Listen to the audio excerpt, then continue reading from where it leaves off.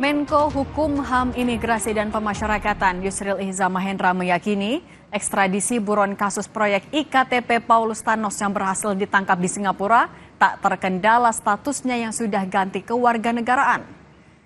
Yusril menyatakan pemerintah tengah bernegosiasi dan menunggu tanggapan pemerintah Singapura terkait status Paulus Thanos yang sudah bukan WNI. Menurut Yusril, meski sudah ganti nama menjadi Tian Po Chin dan pindah ke warganegaraan Afrika Selatan, Paulus Thanos merupakan WNI saat melakukan tindak pidana korupsi. Soal pindah warga negara, menurut Yusril, harus melalui pelepasan kewarganegaraan Indonesia lebih dahulu. Paulus Thanos buron sejak 2019 setelah ditetapkan KPK sebagai tersangka korupsi proyek IKTP yang merugikan negara 2,3 triliun rupiah. Persoalannya begini, ketika dia sedang melakukan kejahatan itu, dia warga negara apa? Ya. Dan saya kira belakangan dia baru pindah ke warga negara Afrika Selatan, dan itu pun kita mesti mempelajari juga. Karena proses itu pindah warga negara itu kan harus ada pelepasan lebih dulu terhadap warga negara Republik Indonesia. Sementara ini kita masih menganggap yang bersangkutan adalah warga negara Indonesia, dan seperti kita ketahui bahwa ekstradisi memang hanya menyangkut warga negara kita yang melakukan kejahatan di negara lain, dan apa yang kita anggap sebagai kejahatan juga adalah kejahatan di negara yang bersangkutan. Buron kasus korupsi proyek IKTP Paulus Thanos berhasil ditangkap di Singapura hari Rabu. Menteri Hukum Supratman Andi Aktas menyatakan telah menerima permohonan ekstradisi Paulus Thanos dari Kejaksaan Agung. Menteri Hukum menyebut proses ekstradisi bisa selesai 1 atau 2 hari tergantung kelengkapan dokumen yang diperlukan oleh otoritas Singapura. Permohonan dari Kejaksaan Agung kami sudah terima. Karena itu lagi diproses oleh otoritas pusat. Dalam hal ini adalah Direktorat OPHI di Dirjenahu, bahwa masih ada dokumen-dokumen yang dibutuhkan baik dari Kejaksaan Agung maupun dari Mabes Polri, terutama yang Interpol ya. Jadi ada masih dua atau 3 dokumen yang dibutuhkan. Semua bisa sehari, bisa 2 hari, tergantung kelengkapan dokumennya. Karena kan itu permohonan harus diajukan ke pihak pengadilan di Singapura. Kalau mereka anggap dokumen kita sudah lengkap, ya pasti akan diproses.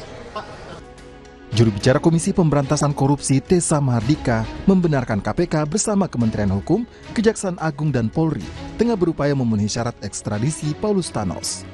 Benar ada proses ekstradisi untuk DPO tersangka perkara IKTP inisial PT. KPK saat ini bekerja sama dengan Kementerian Hukum, Kejaksaan dan Polri untuk memenuhi syarat-syarat ekstradisi tersebut.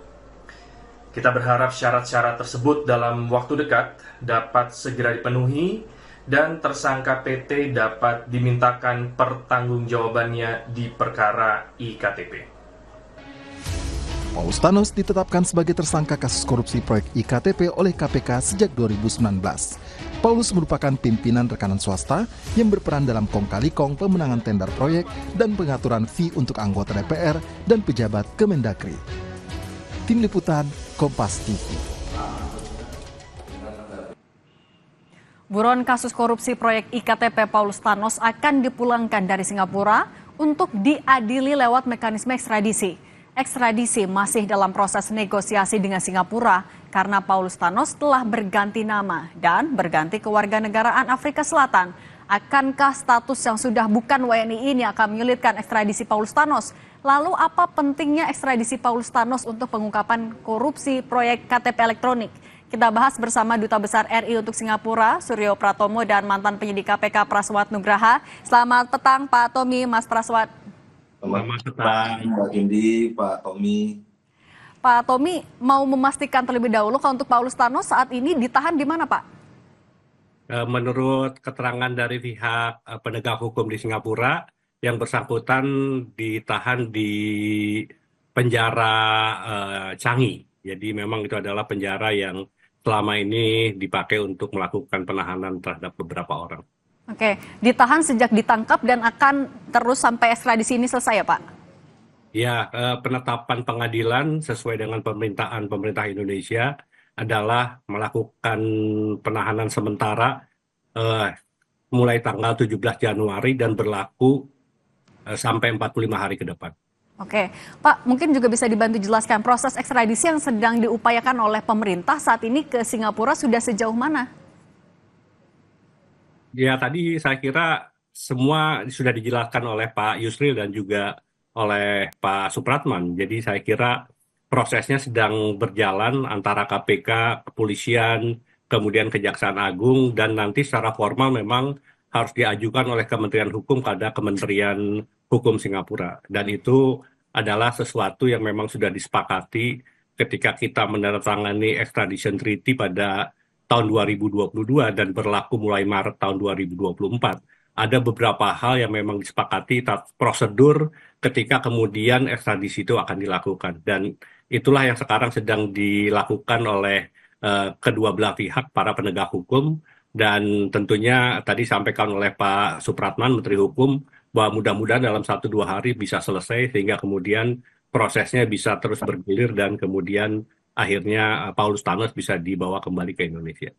Pak Tommy, Pak Yusril juga kan bilang sedang negosiasi dan menunggu tanggapan Singapura. Tanggapan Singapura dalam konteks ekstradisi ini yang ditunggu yang seperti apa sih Pak maksudnya? Tidak ada, saya kira sudah jelas ya. Jadi kesepakatan perjanjian ekstradisi treaty itu kan memang menetapkan secara detail bagaimana proses pengembalian dan tidak ada negosiasi. Jadi yang dimintakan oleh pihak Singapura itu adalah bahwa Indonesia akan melakukan penuntutan terhadap Paulus Thanos, dan apa yang dilakukan Paulus Thanos adalah tindak pidana yang memang akan dibawa ke pengadilan. Itu saja yang menjadi persyaratan ketika kemudian kemarin dimintakan untuk penahanan sementara terhadap Paulus Thanos. Artinya dalam waktu dekat 1-2 hari seperti yang disampaikan oleh Pak Menteri itu sangat mungkin terjadi? Ya, sekali lagi ini proses yang perlu diketahui bahwa extradition treaty ini kan yang tadi saya katakan baru berlaku bulan Maret 2024. Dan ini adalah kasus pertama pelaksanaan dari kesepakatan extradition treaty ini. Dan tentunya persoalan teknis menjadi sesuatu yang wajar. Kemudian kedua belah pihak saling mengikuti prosesnya. Karena itu saya katakan ini adalah sebuah langkah yang baik sehingga kemudian ke depan kita sama-sama mengetahui bagaimana sebetulnya tata cara pengembalian ekstradisi itu sesuai dengan bunyi dari kesepakatan extradition treaty itu. Oke, Mas Praswat, ini kan bukan kasus pertama yang ada ekstradisi, tapi biasanya tahapan atau upaya yang dilakukan oleh KPK untuk mempercepat proses ekstradisi itu seperti apa sih, Mas? Sebenarnya begini Mbak, secara kronologis 2019 jadi Pak Paulus Thanos ditetapkan tersangka bersama-sama dengan Pak Irman Sugianto, Setia Novanto dan kawan-kawan. Jadi dari 2019 beliau ini memang sudah statusnya buronan, tapi kita 2021, 2022 kalau nggak salah kita ajukan red notice sampai sekarang juga belum keluar, dan alhamdulillahnya di 15 Februari 2022 itu ada treaty agreement antara kita sama Singapura yang lalu dilanjutkan dengan Undang-Undang Nomor 5 2023 ya. Ditetapkan sebagai undang-undang di tahun 2023. Nah, kita di 2023 itu juga kebetulan terdeteksi posisi si Paulus Thanos ini ada di Bangkok, dan sempat juga tim penyidik datang ke Bangkok untuk berupaya untuk melakukan lokalisir dan mempelajari bagaimana secara teknis penangkapannya. Nah, sementara 2023 tersebut masih gagal karena Bangkok waktu itu kita secara teknis mungkin ya belum ada treaty atau dan lain-lain. Nah, kebetulan kita sudah bisa melokalisir Pak Paulus ini sebetulnya berada di mana, di Bangkok. Dia hanya kebetulan pelesiran saja. Jadi terus diikuti sama teman-teman penyidik. Artinya sebenarnya yang jadi kendala penangkapan dari Paulus Thanos itu karena administrasi tadi. Betul Mbak. Jadi secara eyes on sebenarnya dari sejak 2023 itu kita sudah bisa dilihat dan sudah bisa ditemui, dan bukan ditemui ya, sudah bisa kalau istilah kita itu dalam pengejaran DPO itu eyes on. Jadi sudah ada teman-teman rekan penyidik yang sudah bisa melihat dan melokalisasi posisi tepatnya yang bersangkutan ada di mana. Nah, itu di Bangkok. Di Bangkok dia bergeser lagi ke Singapura, dan karena Singapura treaty kita belum positif hukum, secara positif belum berlaku, baru berlakunya di Maret 2024, maka akhirnya teman-teman penyidik kembali juga terus mempelajari apa-apa saja, karena di treaty itu banyak ada poin-poin dokumen-dokumen yang harus dipenuhi oleh teman-teman penyidik agar bisa mengajukan provisional arrestment. Nah, di provisional arrest ini juga tidak sederhana, harus diajukan ke pengadilan Singapura. Jadi kita ngajuin ke pengadilan Singapura, ngajuin ke General Attorney ngajuin ke pengadilan Singapura. Lalu alhamdulillah juga pengadilan Singapura ini disetujui nih si Paulus Thanos untuk ditangkap. Maka terakhir kemarin tanggal 17 Januari dieksekusi, November 2024 diajukan, disetujui oleh pengadilan Singapura, lalu 17 Januari dieksekusi penahanannya oleh CPIB Singapura, lalu ditahan atas perintah pengadilan, ditangkapnya oleh penyidik-penyidik CPIB, ditahan atas perintah pengadilan Singapura, lalu kemudian diajukan ekstradisinya kita punya dipulangkan. 45 hari ya. Oke, baik. Waktu 45 hari untuk kemudian apakah kemudian dokumen-dokumen tersebut seperti kata Pak Tommy dan Pak Menteri juga kita sedang melengkapinya, dan kalau memang 1-2 hari ini kita bisa melengkapi, teman-teman penyidik KPK bisa melengkapi. Oke, kalau sudah lengkap artinya proses ekstradisi bisa dipercepat. Pak Tommy, yang juga jadi pertanyaan juga adalah soal kewarganegaraan dari Paulus Thanos yang saat ini Afrika Selatan. Apakah biasanya dalam proses ekstradisi ini akan menjadi kendala? Apakah dari Singapura akan mempermasalahkan soal itu? Pak Tommy? Oh, saya kira kalau Singapura, sekali lagi, memang tadi disampaikan oleh Pak Praswat, tahun 2023 yang bersangkutan pernah masuk ke Singapura, dan ketika itu memang ada permintaan dari pimpinan KPK untuk berkoordinasi dengan pihak Singapura untuk melakukan penahanan, tetapi ketika itu pihak imigrasi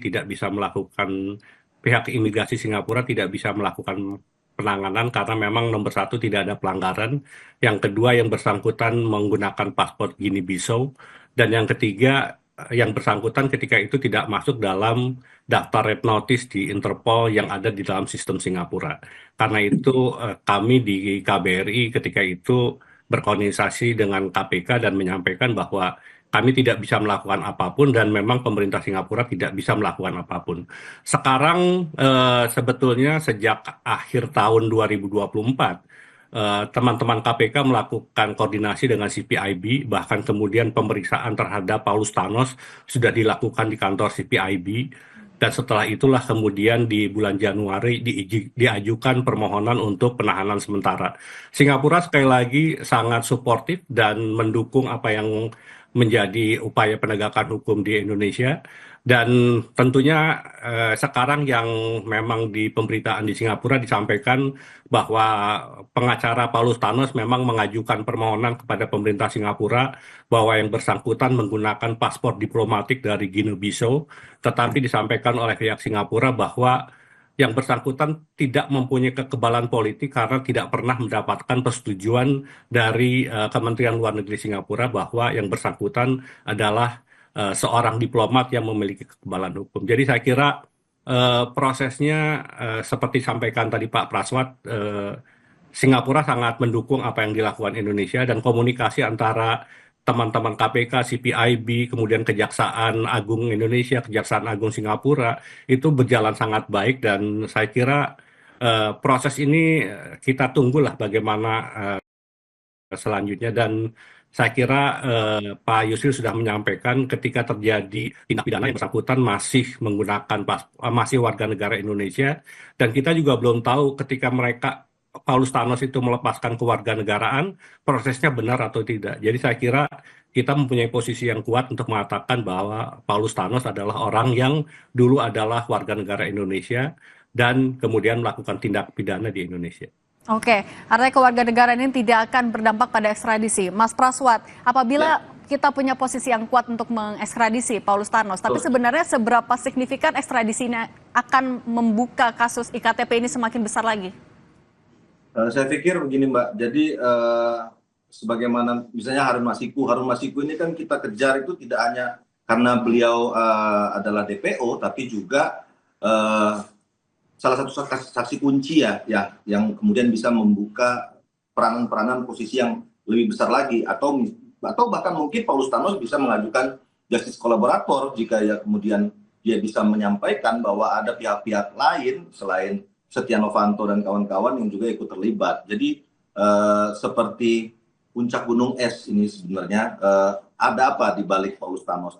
Dia memberikan uang ke siapa saja, misalnya contohnya sederhana itulah. Nah, ini harus disampaikan, harus kita buka kotak Pandoranya.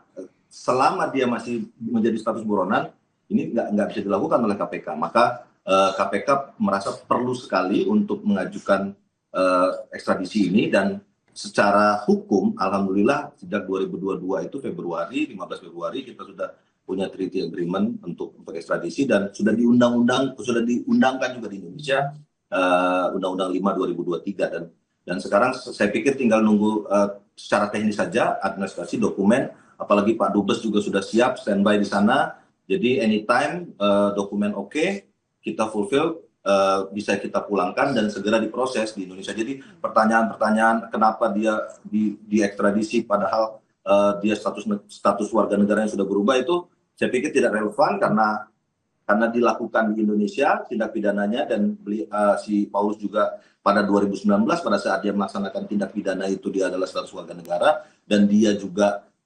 berpindah warga negaraannya dalam keadaan buronan, jadi dalam kondisi yang tidak normal. Jadi juga harus misalnya andai kata benar dia diberikan status diplomatik ataupun kebetulan diplomatik oleh Guinea-Bissau di Afrika Selatan, justru Indonesia makin meyakinkan diri kita bahwa memang posisi dia mendapatkan kewarganegaraan dan apapun itu status diplomatiknya itu atas dasar di bawah kondisi dia adalah buronan. Jadi itu sudah tidak bisa diperdebatkan lah, Mbak. Oke, baik.